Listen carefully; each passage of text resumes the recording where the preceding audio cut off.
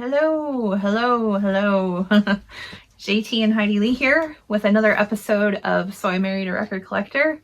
Sorry we were MIA for a little while, but we're back. Off schedule a bit, but yeah, we're here.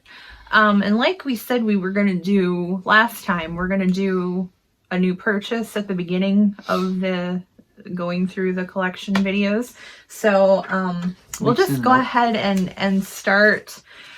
If you watch the previous video, you can probably guess the artist that I'm going to show first. But among a lot of other ones that I've gotten since the last video, I'm showing this one. This is a little record called Introducing Sparks, which is a really great name for your 7th album.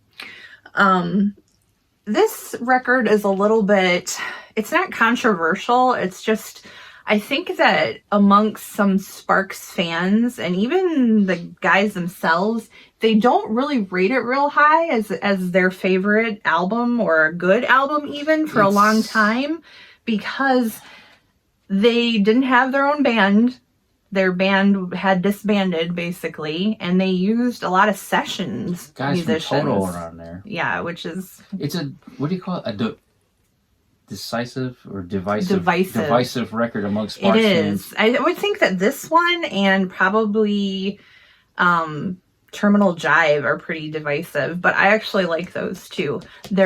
You'd be shocked. There is some things that aren't my favorite, but I think it's kind of like with the Kinks for me. It's like on their worst day, they're still better than... There's some great songs on there. 90% of other artists, but I really think this is a really good album. I mean, I didn't just get this so I could, sleep next to this picture of Russell at night or anything.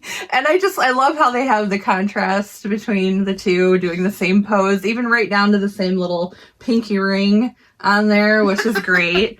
But there's a lot of really good songs on this album. You think there were two shirts, or they just swapped? I don't know. But, yeah, I like A Big Surprise, Occupation, Ladies is a really funny song because I'm sitting there and I'm listening to it, and it's like a song about a guy who's imagining these women in his house or whatever. Sorry, I keep shoving it in your face.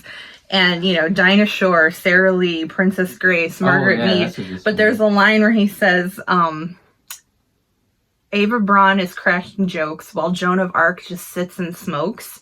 And I'm like, oh, that's funny. I'm picturing Joan of Arc, but I'm like, wait a minute. She's not just sitting and smoking like she was burned. She's smoldering. So, way to go, Ron.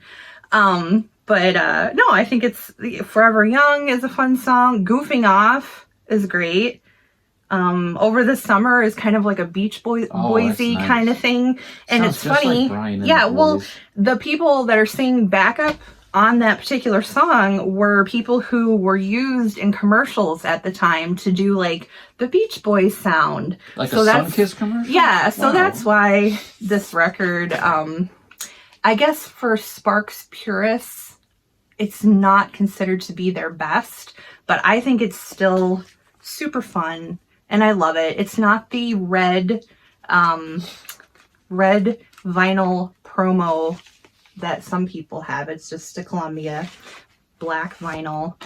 But evidently the red vinyl promo copies are $400 and up. So I did not pay that for this. So that's my latest purchase. This isn't latest. I've got a whole pile of purchases here from last summer.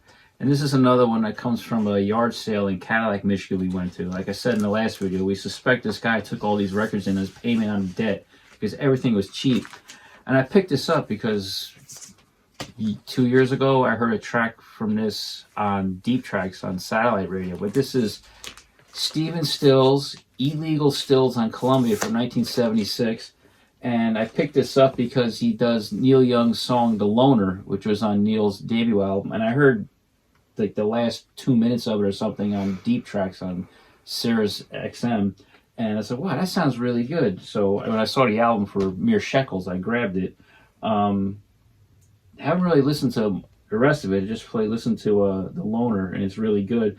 But it was also fun to find out that two of the vocalists on here are Howard Kalin and Mark Volman, Flo and Eddie, providing backing vocals. And this was recorded at Criteria Studios in Miami and Caribou Ranch in Colorado and Cherokee Studios in California. So not much to report on this. It's nothing special. Inner sleeve with lyrics, black vinyl on Columbia. So Stephen Stills, Illegal Stills, 1976 on Columbia Records. Latest purchases. So record number 1 of our set this time, and ta-da! Aren't we done with a shelf? We're finishing a cube and starting another one with this set. Alright. And we're still at the D's. We're going towards the other side of the D's. And this is Downliner Sect, the country sect. So yeah, I know nothing about this. Guessing it's the Downliner Sect, but in country fashion. So, and this is on Munster Records. Get the cute little Munster thing there. Blast. Go for it. Oh, okay. I mean, when I don't have anything to say, someone's got to say something. Okay. The Downliner Sect, with their second album, The Country Sect, originally came out in 1965 on Columbia, UK. Very unusual band. They were contemporaries of the Pretty Things and the Rolling Stones, and they had some, back in the mid-60s, they had some very big fans in Steve Marriott, Rod Stewart, who both wanted to join at one point. Really? And Van Morrison. When Van Morrison first came to England with them, he's quoted as saying, he's like, oh, the Pretty Things were great, but the Downliner Sect were it. But very strange band, because their second album, they decided to do country tunes. And this is a reissue on Munster Records out of Spain. And of course, Mike Stacks of Ugly Things does the liners.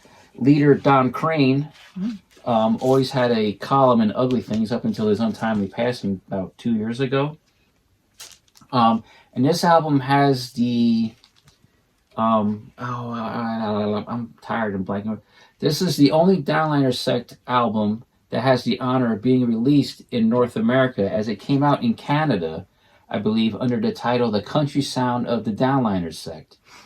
Only one of their records came out in America, a single on Smash, which was a cover of the Coasters' Little Egypt. We went to #1 in Sweden for some reason. This album also has a slight connection to Led Zeppelin, as John Paul Jones is an uncredited session piano player on 2 songs. I know he's on I Got Mine and on one other I don't recall at the moment. They kind of had 2 lead singers, Don Crane, and I think Keith Grant was the other lead singer. Well, he mainly blew harmonica most times. Blue harmonica. But 1 or 2 originals on here, but mainly they cover, like, where is it? Oh, it's not on it. I know they did Made a Bird of Paradise Fly Up Your Nose, but I think that was just a single. But one of the best songs on here is an original called Bad Storm Coming, which is kind of about, I think, nuclear war. But they do Above and Harlan Howard tunes, Wolverton Mountain. Is it, Birds-ish? No, not really. It's like a British R&B band doing country tunes. It's a lot of originals, but also, like I said, these covers. Record Old 97. What I think hurt the Downliner Sect is the records sound good, but they needed, I think, a better production. They needed like a Shel Talmy or, somebody better. Because they said they kind of gave it up around 66. They said they were sitting in a roadside cafe around 1966, doing a bunch of one-nighters, and they heard the Rolling Stones' latest record come over to jukebox, and they were amazed how great it sounded. And then theirs came on, and it paled in comparison. They were kind of like, what were we doing? So they kind of petered out in 67. There was one last single on Pike by Don Crane's new Downliner Sect, and then that was it. And then they got back together sometime in the mid-70s, because when pub rock was big, people were saying, oh, the Downliner Sect were an influence, and they kind of they made 1 or 2 more records that way. And they still kind of had some singles in Sweden, because they were huge there. And what shocks me is there's no footage on YouTube of vintage appearances from the 60s of these guys, because I know they had to be on Ready Steady Go once or twice. But yeah, the Downliner Sect, the Country Sect, originally 1965 on Columbia, UK. This is a reissue on Munster Records from 2002 out of Spain. It doesn't really have a cover, but it is the Drags 45 by 3. So I'm guessing, oh, I thought maybe it played like a 45, but here's the track listing. And it's on Empty Records. I'm guessing John probably bought this because is it about drag racing? Or the name comes from that? No. I don't know. Black vinyl. You gonna talk? Yeah, I was waiting for you to hand me the record. I totally forgot I had this. When I went to go grab the records for today, I was like, oh shit, I forgot I had it. But these, as she said, this is the Drags in a very budget cover. And I believe what this does, they were a kind of noisy garage punk band, I believe out of Arizona, but they may have relocated, been living in Washington State. I just got finished reading Steve Turner of Mudhoney's little memoir biography, and he mentions being friends with a guy in this band, so he might have had connections and got him signed to Empty Records, which I believe was out of Portland, but it's also connected to, but what this is a collection of all their singles. And I had already had the CD, Dragsploitation Now, and I saw this at Vintage Vinyl. I said, oh, I'm going to grab that because on here they cover, where is it? I thought it was, they covered the Pretty Things, Rosalind. I said, oh, I got to hear that. Don't remember much about this. I know it's kind of noisy, brittle kind of garage punk. Not bad, but not my favorite. I really need to pull this out and play it. I know the vocals were a bit on the gravelly side.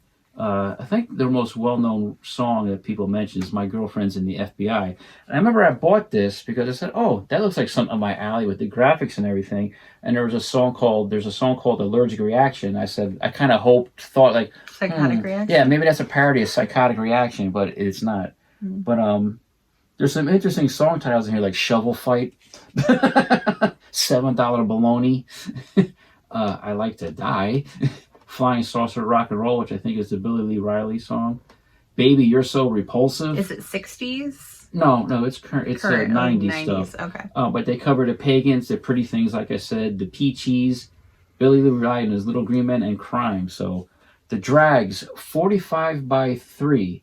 This came out, this was a compilation of their singles released sometime in the 1990s. Doesn't give a year, but they were just a trio. So the Drags, 45 by 3 on Empty. And I'm a little bit familiar with. Julie Driscoll, Brian Auger, and the Trinity. Now, if you're a Monkees fan at all, you might recognize, if you don't know anything about them, you might recognize them from the 33 1/3 Revolutions per Monkey special. That's the first time I ever saw them. And I didn't really care for it at the time. It was a little bit above my brain understanding or whatever. But since then, I really like some of what I've heard of Brian Auger's organ playing. But trying to see if I know. Oh yeah, this is the one where they do Season of the Witch, the Donovan song. And let's see, I was trying to see if I recognize any of the other ones. I don't recognize any of the other ones, but it's a gatefold. You've never seen the clip of them doing Black Cat, the promo video? I feel like that sounds familiar, like I have. But yeah. All right, as she says, this is Julie Driscoll and Brian Auger and the Trinity, open on Atco Records. Sample copy. It came out late 67, early 68 in the UK and the US. The first album Julie did with Auger and the Trinity. Julie's got an interesting backstory. She was the Yardbirds fan club secretary back in 65, 66. And Giorgio Gomelski, the Yardbirds manager, came to her and they said, hey, you want to make a record? And she really... Who knew? Did she know she could sing like that? Yeah, because I found out today. I thought that was the single I was about to talk about. She couldn't have not known she could sing like that. The single I was about to talk about, I thought was her debut, which is a cover of You Didn't Have to Do It by the Lovin' Spoonful, but I looked on 45 Cat today. She had 2 singles previously, which may have been jazz. That I Know You influence. Love Me Not, or That comes after. These were okay. earlier ones. They're like, it says Julie Driscoll with some quartet or quintet, which makes me think they may have been jazz singles. But yeah, Georgia goes, hey, you want to make a record? And around the same time, she recorded with another group that never really released anything called Steam Packet, which featured Brian Auger, Rod Stewart, and Long John Baldry. I don't know. There's not much on Wikipedia or elsewhere where I got a chance to look up today about a lot of their history, but this is the debut album, Open, and cool gatefold, like she said. There is a professionally filmed promo clip of them doing Black Cat on YouTube you can look up. There's Brian on the back covering his privates with a picture of the other 2 members of the band. Black Cat's the one song I know a lot. In and Out, I know. And of course, Season of the Witch, and they do a version of Lil Folsom's Tramp. Yeah, but this is Julie Driscoll and Brian Auger and the Trinity, Atco Records, late 67, early 68, white label promo. I was trying to get our Black Cat to show up for this. Aw. Hi. I don't remember where I got this. I'm thinking... Did you get it here? No, I might have brought this back from California when I went to visit Robert, or I got it at my friend Tommy's long gone store off the record in Cranford, New Jersey. I no receipt hidden in here. Yeah, I may have brought this back from California. I don't know. Hey, another one from Julie Driscoll, Brian Auger, and the Trinity. This is Street Noise. This is one of those, I don't know what, it's a gatefold, but it's more this way instead of, so it's kind of cool. I like the drawing on the inside, and then this is like a cityscape kind of thing. The font here reminds me of the Rolling Stones. How? Oh, Beggar's Banquet? Yeah. Yeah, it's like a calligraphy kind of thing. Yeah, well, font, calligraphy, same thing. Brick. Yeah. But it's got the Atco sleeves with all the cool records on it in color, which is neat. So let's see. Do I know any of these songs? Oh, yeah, you will. Really? Yeah. I must not know any on this side. What about that one? Well, you probably recognize some of these. What do we got? Here you go. Oh, Light My Fire. They do Light My Fire and... Yeah, this one... Oh, well, you recognize the songwriting credits on number 4. Miles Davis. Number 4. The songwriting credit. Laura Nero? You know her. Yeah, but she's not one of my favorite artists or something. I'm just saying you would probably... recognize... Nina Simone does take one of her songs called Take Me to the Water. Yeah. So, have you listened to this album much? Not lately. This is another one I think I got. This came out in 69 on Atco. Probably their most well-known record by Julie Driscoll, Brian Auger, and the Trinity. They toured the States behind this and played some shows with Led Zeppelin at the time, early 69. And it's also, right before this release or right after is when they were on 33 1/3 Revolutions Per Monkey. And if you want to see a great clip of these guys playing live, look up Save Me on YouTube. It's German I was just TV. thinking of that because I'm like, that is their best song. I love that song. It's a German television appearance, and it's really supercharged. No, it's really supercharged and high energy, and she's really going for it. She had an interesting history. She was a solo singer, and she joined the Trinity with Brian Auger. Sometime in 68, 69, she was offered in America, like, $250,000 to do a fashion shoot for Revlon, but she didn't want to do it because she didn't want to advertise cosmetics. Heidi had the same offer here. Was offered a lot of money to... and I turned it down. I don't know what her reason was for turning it down. She just didn't want to advertise cosmetics. Maybe she knew they were tested on animals or something at the time. And not long after this was released, she split from the Trinity. And I think they may have turned into Brian Auger's Oblivion Express, and she married jazz musician Keith Tippett, became Julie Tippett, but she made a solo album, which I can kind of reach. It's simply called 1969. It's a real avant-garde free jazz kind of thing. slightly unlistenable, kind of a hard listen. But I just noticed that guy from Family's on here, Jim Cregan's Well, playing that guitar. makes it. Oh, I was going to say that was the singer. I'm like, that's not very listenable in my opinion. Hey, but she made that in '69. You know, she showed you a great cover. Also, they do Richie Havens' Indian Rope Man on here. I might have to spin this later. I haven't played this in a long time. I mean, their most well-known song, which was a big hit single in England, was their version of Bob Dylan's "This Wheel's on Fire." Oh yeah, I forgot about that. That's really good. She re-recorded with Adrian Edmondson of the Young Ones as the theme to "Absolutely Fabulous." Right. She actually, I didn't know that was her actually singing on that. But so yeah, funny. That's their biggest known hit. Yeah. But yeah. Cool. Street Noise by Julie Driscoll, Brian Auger, and the Trinity, Atco Records, I believe early 1969. This is a funny cover. It's the Dukes of Hamburg, Bad Side of July. That looks like the guy from Brownsville Station. Cub Coda? Yeah. That's a fun illustration. So, of course, this has got to be garage rock. I can just tell. Here's the back of it, and it feels like a newer album, so this has to be a re-release on Dionysus Records. Dionysus. I like how they make the label look like the old Dot label too. Oh yeah, look at that. I see Can't Judge a Book, Hullabaloo, which Milk Cow Blues, Carolyn. So yeah, I got it. Okay. And this is the Dukes of Hamburg, Bad Side of July, and Dionysus Records. Now, what this is one of those, I guess, from the '90s, out of the Bay Area, San Francisco, Daly City, and whatnot. Kind of like one of those gimmick garage bands. So they're a '90s band? Yeah. Oh, okay. A kind of a gimmick band in the vein of like the Phantom Surfers and the Mummies, which this band actually consists of members, because that is Russell Kwan, who was in the Mummies as a drummer, and tons of other bands.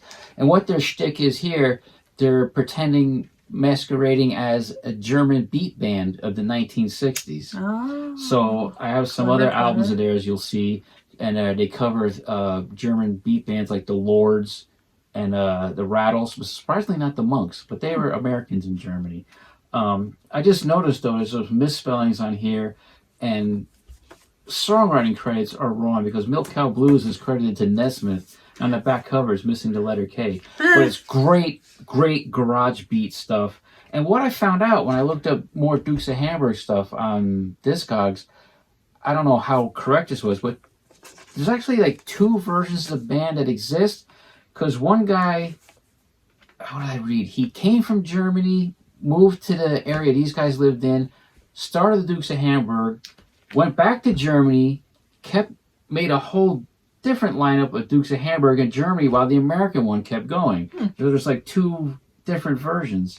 But yeah, they do Strangelove's Carolyn, Chuck Berry's Don't Lie to Me, Milk Cow Blues, which you know from the Kinks, and Chocolate Watch Band. Can't Judge a Book by the Cover, which is Bo Diddley, Old Baby Doll, Chuck Berry, Jimmy Reed's Shame, Shame, Shame.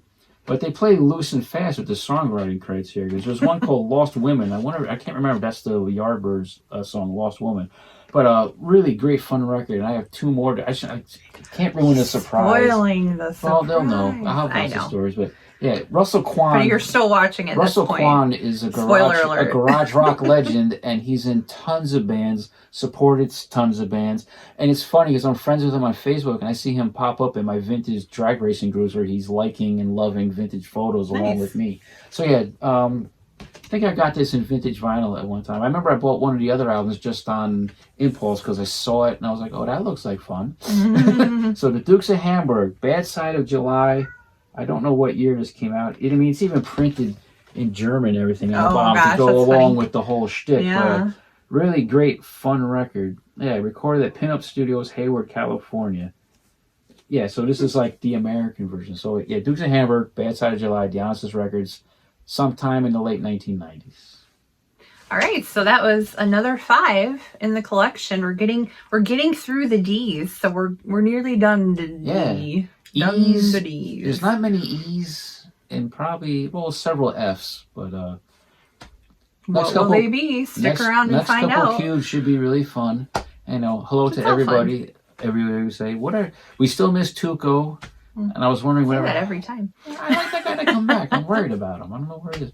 And remember Mama Bear? Yeah, she was very nice. All of a sudden, she stopped. Yeah, life happens. Yeah. So say Beer and Vinyl, All the World's a Stage. I've been popping in on their live chats when they're having them sometimes. But I had a million things to think about to say in the goodbyes here. Now I'm going blank as always. That's okay. Your heart's in the right place. Yeah. So you know say who hello you are. to everybody. So glad that you stuck around this long to watch our video. Yep. Comment below if you have any thoughts on the records that we've just shown. Be constructive, not destructive. Right. And hey, if you have any guesses what the next that should be it. People should guess what the next 5 records should be. Oh yeah, throw those over here. Now remember, not too long ago in a video, I said that I don't get the whole cassette collecting or cassette resurgence, and I still don't. But I felt a bit of nostalgia. Maybe that's what it is. It's nostalgia. We went to one of our local shops. We were fortunate enough to have 2 record shops here in town.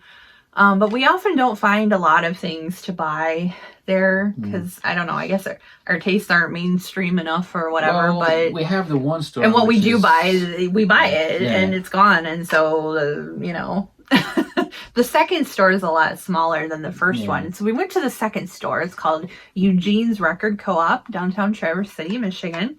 And they had a whole wall of cassettes.